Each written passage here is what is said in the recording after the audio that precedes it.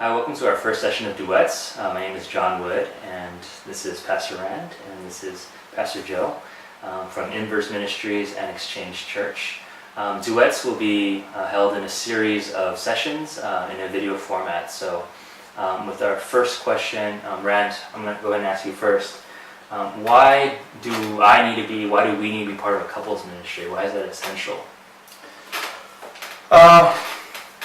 Having a couples ministry is, I think, not a luxury for a church, but I think it's a necessary resource. When I was dating Christine, we were really by ourselves, and no one really supplied us with any kind of resources or anything like that. And so no one knew what we were going through, and we didn't really have an outlet to share.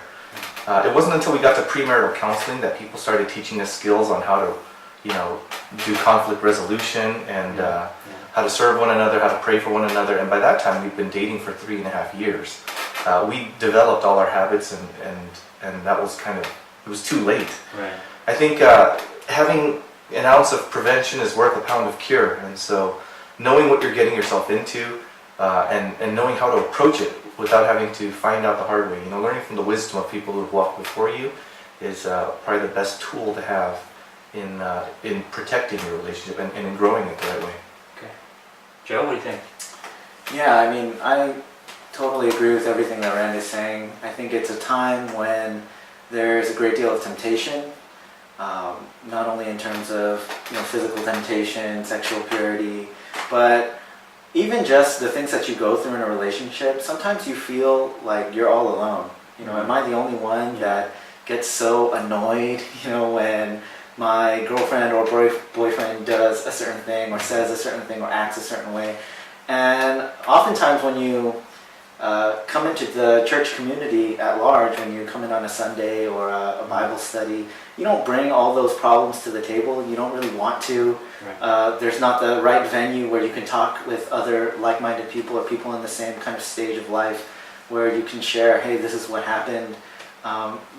2 minutes before you walk into worship, you're not sharing the problems and the struggles and the fight that you just had right before you walked in, and you kind of shut down, just so you could come in and worship and act like everything's great. And so it's just, I think it's really necessary, and it's very good to just have that time where you can come and you feel free to share, you feel free to be transparent and vulnerable, and where you can hear from other people who are going through a lot of the same things that you're going through when you feel like you're all alone and you realize that you're not. And so I think just in that way, it's a great benefit.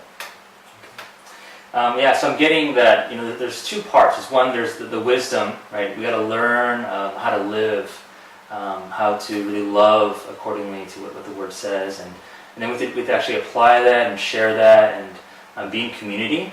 That we may not always get that, like just right before like Sunday service when we first walk in or something like that, or just even after talking, it might not feel like the most appropriate time to kind of open up about some private things too. Okay.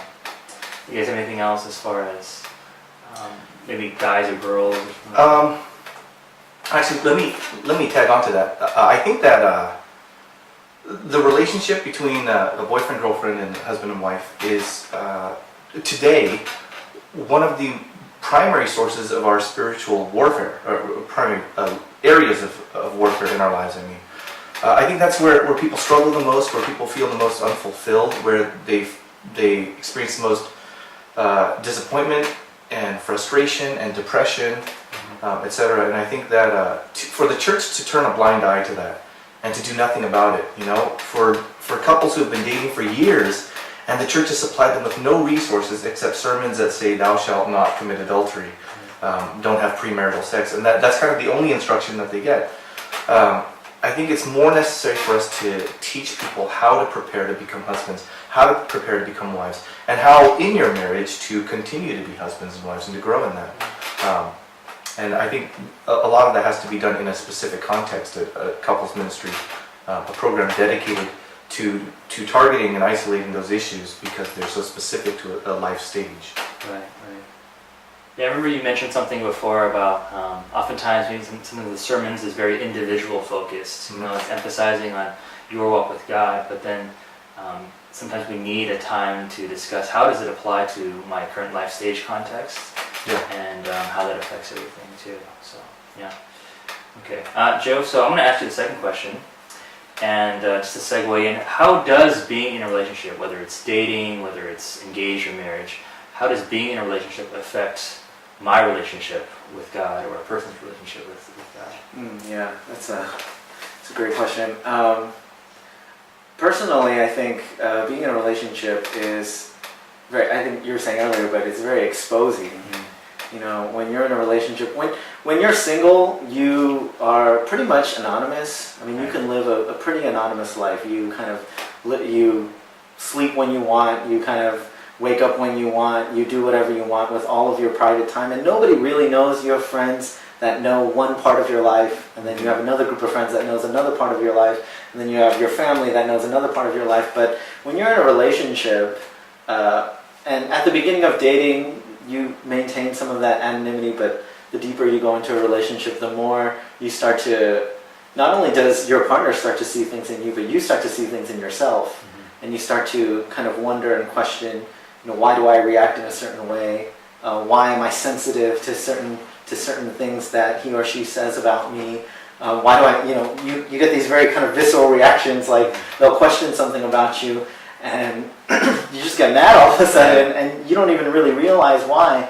And it helps you to explore some of those deeper heart issues, these sin issues that we have, some of the expectations that we put on other people in our relationships or in our work or all around us, really. And we start to see, oh man, I'm not, it's funny because when you're single, you think you're like the catch, you're the greatest one, and then you get into a relationship and you realize, man, I'm just not as amazing as I thought I was. I have all these kinds of problems. I'm very selfish, and those things kind of come to light, especially the deeper you go into a relationship, especially in marriage. I'm sure we can all testify. That's where you really start to see some of those things. Yeah, that's true. As a guy, I think, and this is going to connect even to the first question on why we need a couples ministry, but I think the effect it has on my relationship with God is it puts me in a place, being in a relationship where I then have to deal with spiritual struggles like selfishness, anger, lust, laziness, whatever. But I get to exercise confession and seek accountability and kind of just be a lot more vulnerable and honest about things that people would otherwise not be interested in.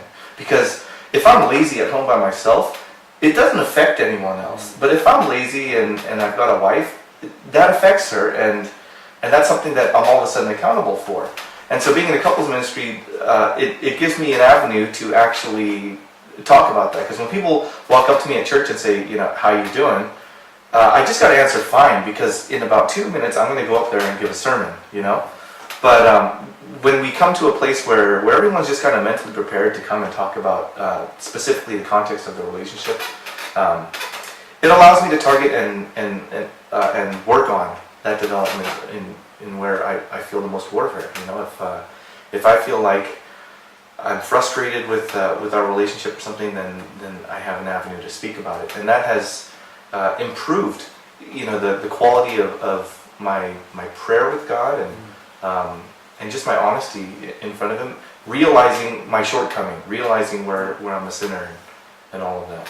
Yeah, it's awesome to kind of experience that open confession and to experience really that forgiveness and the grace that when you're alone and you try to kind of do it on your own, and you try to kind of forgive yourself and you try to show grace to yourself, but that's not really the same as coming together in community with other people, talking openly about it, being vulnerable, and yet having people say, hey, I go through the same thing. Right. Hey, we're forgiven in Christ. And particularly in marriage, John and I were talking about this earlier, but when you're with someone and you have this covenant relationship, and even when you have those bad days, even when you are the most selfish, the laziest, the kind of worst husband, and your wife still, loves you and forgives you, and is not going to run away, but you're going to be in this relationship together. That definitely affects your relationship with God. I think it definitely is an amazing demonstration. That's what God created it to be, right? And it's an amazing demonstration of the love that Christ has for us.